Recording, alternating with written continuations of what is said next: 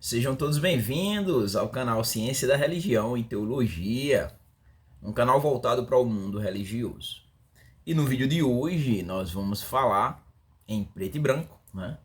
Nós vamos falar sobre um personagem religioso. Se você for ver, tem uma playlist aí, tem várias playlists temáticas sobre vários ramos da religiosidade, né? Das religiões, da ciência da religião.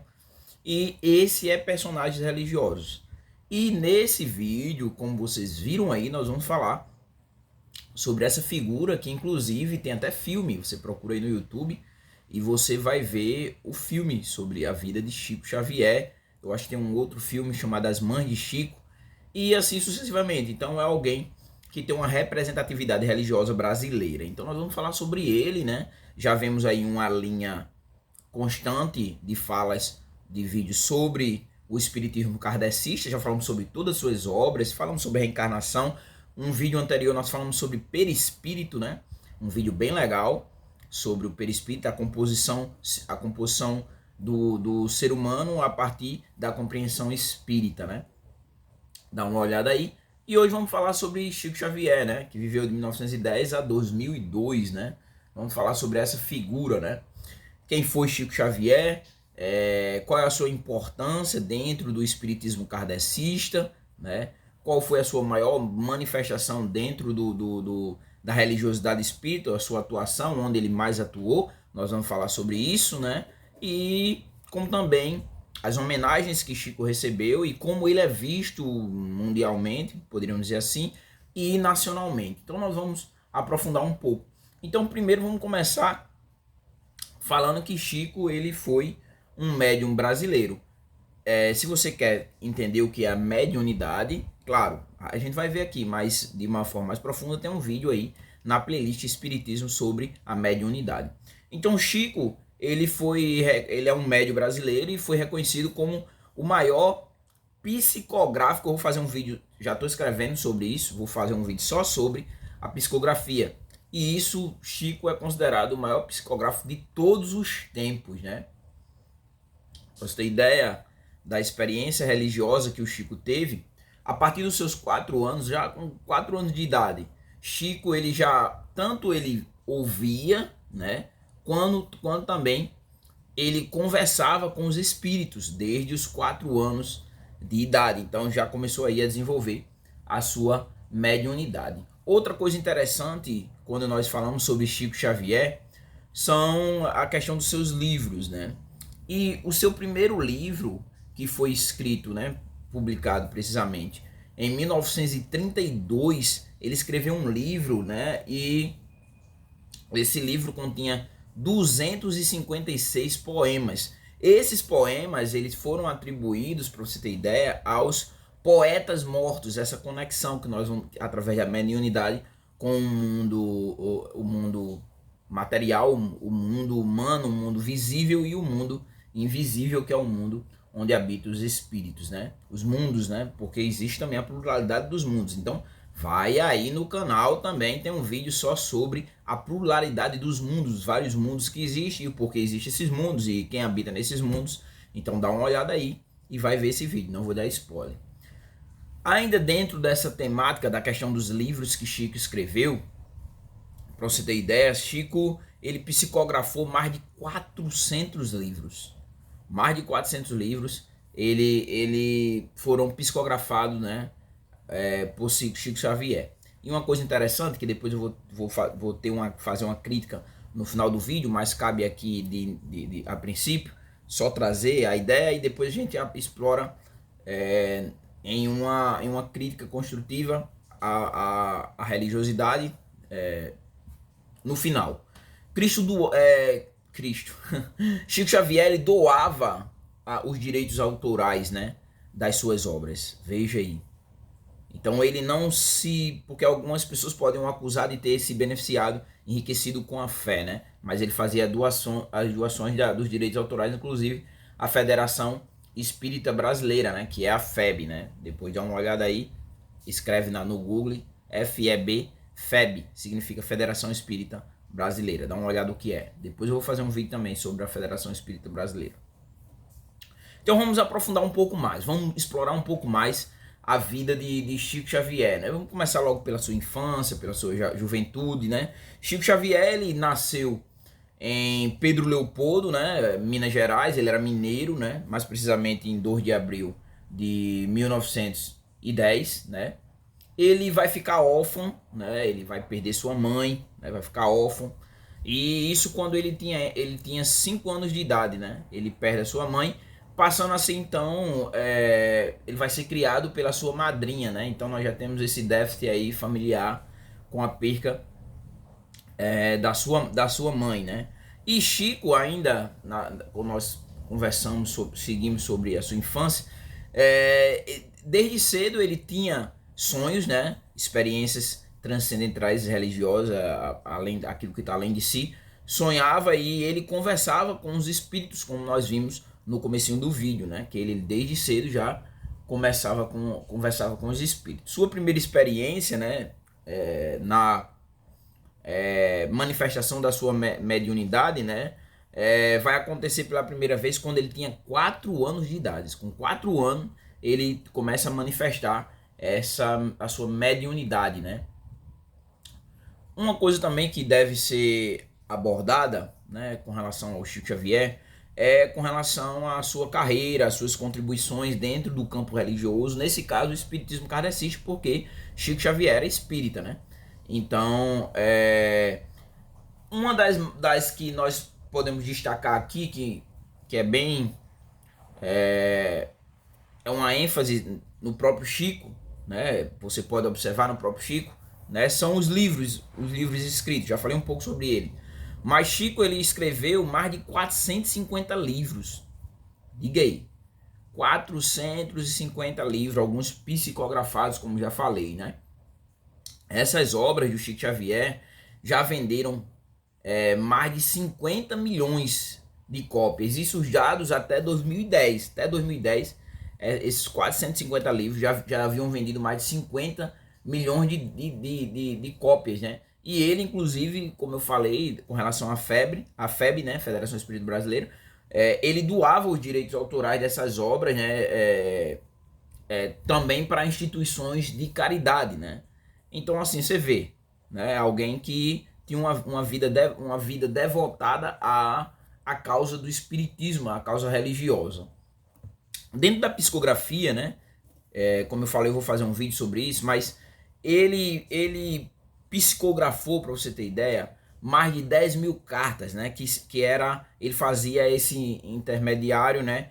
E escrevia a partir que ele ouvia, né? Cartas de pessoas que já se foram, entes queridos, das pessoas que iam procurar, queriam saber alguma coisa, uma direção, e aí procuravam Chico Xavier. E ele psicografou 10 mil cartas, né? Cerca de 10 mil cartas, né? Vou voltar novamente a bater, né? Já falamos sobre que ele doava os direitos autorais para a FEB, já doava os direitos autorais para instituições de caridade. E uma coisa a ser observada é que ele nunca cobrava nada do destinatário, nada daqueles que o procuravam. Então ele não enriqueceu, poderíamos dizer assim, utilizando a fé, né? Chico Xavier também teve uma vida comum, secular, né? Poderíamos dizer assim. Ele trabalhou, ele tinha trabalhou, né? E se você for pesquisar sobre a vida de Chico Xavier, ele foi vendedor, ele trabalhou como tecelão, ele trabalhou como datilógrafo, né? E uma coisa também a ser observada sobre a vida de Chico Xavier é a maneira como ele vivia, né? E na pesquisa o que eu encontrei foi que ele tinha uma vida, vivia de uma forma modesta, de uma forma moderada, né? Não de uma forma abastada, uma forma... No final eu vou fazer uma crítica usando Chico Xavier, mas vamos deixar para o final. O legado de Chico Xavier, ele ultrapassou as barreiras brasileiras, né? Por exemplo, ele é reconhecido, né, como o maior líder espiritual do Brasil, Chico Xavier. O maior líder espiritual do Brasil, é assim que ele ficou conhecido. Outra coisa também, né, são as homenagens que Chico Xavier recebeu os seus reconhecimentos, né? Além desse que eu falei, acabei de citar, Chico Xavier também recebeu várias honrarias, dentre eles o Prêmio Nobel da Paz em 1981 e 1982. Então, recebeu o Prêmio Nobel da Paz. E em 2002, para você ter ideia, ele foi eleito o maior brasileiro de todos os tempos. Maior brasileiro de todos os tempos, né? E esse concurso ele foi realizado pelo SBT e pela BBC, né? E ele ganhou, né? Ele como o maior brasileiro de todos os tempos. Agora, como é que a sociedade, como é que os adeptos da fé viam, né? Observavam Chico, né? As pessoas observavam ele a partir do seu forte altruísmo, né? E como também a sua contribuição à sociedade, né? Acabaram o tornando essa personalidade admirada, né? Mais admirada dentro do país, né? Dentro do Brasil e assim, até mesmo fora do Brasil, de certa forma. Até vindo pessoas para entrevistar eles de outros países. A morte de Chico Xavier, né, vai se dar. Chico Xavier ele faleceu em Uberaba, Minas Gerais, né? E mais precisamente em 30 de junho de 2002, ele tinha 92 anos. E a forma foi através de um ataque cardiorrespiratório, né? 92 anos já era um idoso, né? Assim que ele, aí dessa forma ele desencarnou, né? Ele não morreu fisicamente, mas ele desencarnou, né? E seguiu o seu percurso de evolução espiritual, né? O progresso espiritual. Depois você dá uma olhada aí o que é reencarnação. Tem um vídeo também sobre a reencarnação, né? Então dá uma olhada aí. Chico Xavier hoje ainda, né, a vida de Chico Xavier, ela tanto a sua vida quanto a sua obra, como eu falei, várias obras escritas, né, 400 e poucos livros, continua a inspirar pessoas até hoje, né? Personagens religiosos, eles influenciam as pessoas, a Madre Teresa de Calcutá, né, Padre Cícero do Juazeiro, ainda vou fazer um vídeo também sobre ele, né? E vários, Daniel Berg, Gunnar Wingre, né, dentro do protestantismo pentecostal, né? E vários outros, né? Maomé dentro do Islã. Tem personagens que continuam inspirando, mesmo após a sua morte, a vida religiosa, o mundo religioso, entendeu? Então assim, com Chico também não é diferente. Então isso é a vida dele, a vida de Chico. Quem foi Chico Xavier, aqui eu já dei um panorama sobre a vida dele. Recomendo que sempre, como eu digo sempre, procura pesquisar, estudar, buscar mais informações, se aprofundar na temática, não fica somente ao que eu digo aqui, né? O que eu passo, tento passar o conhecimento para que vocês vão pesquisar. Aqui eu quero fazer uma crítica, né? Uma crítica construtiva, sempre o foco é esse. E uma crítica reflexiva, né? Daqueles que acabam usando a fé em proveito próprio, né? O que, de acordo com a pesquisa, não foi o caso do Chico Xavier, né? Ele não usou a fé para enriquecer, para comprar dezenas de apartamentos, né? Para se beneficiar em causa própria, né? E se tornar, como eu não vou citar aqui, mas alguns que dizem que é o pastor mais rico do mundo, né? Mas eu não vou dizer quem é. Então, assim, muitos hoje, não só pastores, mas de outras religiões também, né, têm se beneficiado da fé, né? O que não foi o caso do Chico. Se beneficiado da fé de uma forma financeira para enriquecer, tem, sabe, pessoas que são milionárias, entendeu? E ficaram milionários através da fé, entende? Tem até um texto nas escrituras, na Bíblia, né, no caso, que não adianta o homem ganhar o mundo inteiro e perder o que tem de mais precioso, que é a sua alma. Tem até uma parábola bem interessante, que é uma parábola do fazendeiro rico. Você vai dar uma olhada aí na Bíblia, né? Caso eu não esteja enganado, Lucas capítulo 12, mas eu não tenho certeza. Depois só botar aí, fazendeiro rico, no Google, que você vai achar o texto onde ele está localizado. E o texto vai falar que esse homem, ele construiu tudo, e construiu celeiro, e botou tudo lá, e vamos dizer assim, ilustrando, agora eu vou descansar. Aí vem uma voz, essa noite pediram a tua alma, e o que tu tem para quem será? Quer dizer, o que você tem, o que você construiu, e aí, agora? O que vai servir para a eternidade, né? Tem também outra parábola do Lázaro e o rico, que o rico regozijava-se de várias formas, né? Ali, esbanjando, e tinha um mendigo que desejava comer da migalha, caía da mesa dele, né? E os dois morreram, um foi para o seio de Abraão e o outro foi para o lugar de tormento. Então, assim, o que eu quero dizer? Para que tanta riqueza? Para que buscar tanto, se beneficiar tanto através da fé? Eu considero isso, de certa forma, uma apostasia, porque após a morte, e aí? Não leva a nada, né? E aí ainda vai ter as consequências, né?